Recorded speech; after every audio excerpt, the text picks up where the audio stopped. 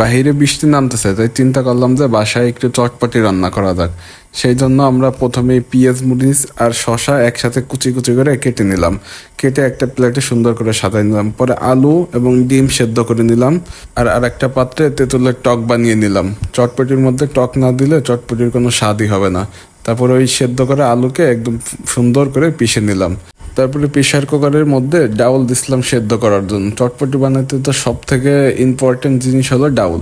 পরে দেখি ডাউলটা সেদ্ধ হওয়ার পরে ওই যে আলুটা ভর্তা করে রাখছিলাম ওইটার মধ্যে সেই ডাউলটাকে ঢেলে নিলাম। ঢেলে একদম সুন্দর করে মিক্সড করে নিচ্ছি, কারণ আলু আর ডাউলটা যদি একসাথে মিক্সড না হয় তাহলে ভালো লাগবে না। পরে সুন্দর করে আমি এবং আমার বোন মিলে একসাথে নাড়া শুরু করে দিলাম।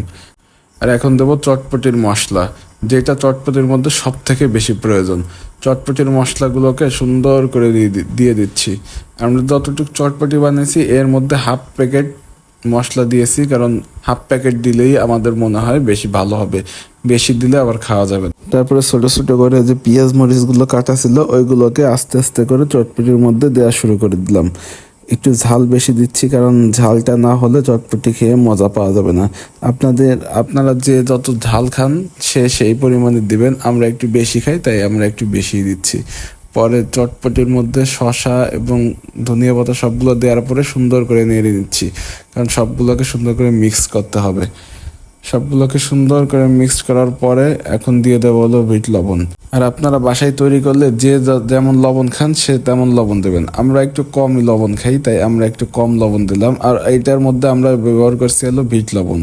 আপনারা চাইলে এমনি সাদা লবণও ব্যবহার করতে পারেন। তারপরে সুন্দর করে লবণটাকে মিক্সড করে নিলাম।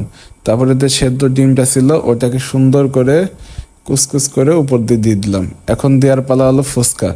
সুন্দর করে হাত দিয়ে ভেঙে ভেঙে ফুচকাগুলোকে উপর দিয়ে ছড়াই দিলাম।